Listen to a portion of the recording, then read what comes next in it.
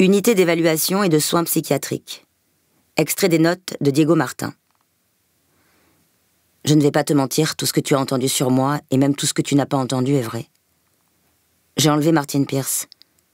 Je l'ai jeté dans le coffre de ma voiture, et j'ai fait plus de 1000 kilomètres jusqu'à la grande maison. Là, je l'ai torturé pendant 3 jours et 3 nuits, et le 11 novembre 2010, je l'ai tué de 2 balles dans la tête. Ensuite, j'ai appelé la police. Je me suis assis et j'ai attendu. Mais ce n'est pas toute l'histoire. Ce n'est même pas la partie essentielle. La première chose que tu dois savoir sur moi, c'est que d'instinct, je me méfie des majuscules. En particulier celle de la vérité. On accorde beaucoup d'importance à ce mot, mais tout le monde la manipule comme les gamins manipulent un vase en cristal. On la tripote, on l'abîme et on la trahit sans comprendre ni sa fragilité, ni sa valeur. Comme la plupart des gens ne savent pas quoi en faire, ils prétendent qu'elle n'existe pas, sauf s'ils veulent l'échanger contre une vérité plus arrangeante. Quant à ceux qui la brandissent comme s'ils portaient la flamme sacrée, ils me dégoûtent. Ils se frappent la poitrine et affirment que dire la vérité est un acte de générosité.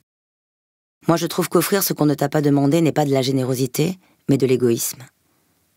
On prétend que toute histoire a un début et une fin, alors qu'en réalité, c'est nous qui choisissons quand commencer et quand finir. Écrire est une façon de mettre de l'ordre et de donner un sens à ce qui n'en a pas. Nous inscrivons l'infini entre 2 guillemets temporels.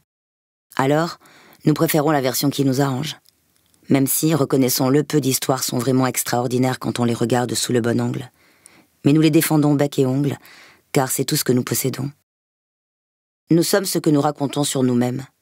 Et dans ces récits, nous sommes meilleurs que dans la vie. Avant de tuer Martin Pierce, j'étais un professeur d'université qui venait de dépasser la quarantaine.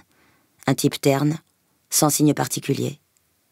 Ma vie aurait dû suivre son cours jusqu'à son terme évident, mais à un moment donné, les choses ont changé.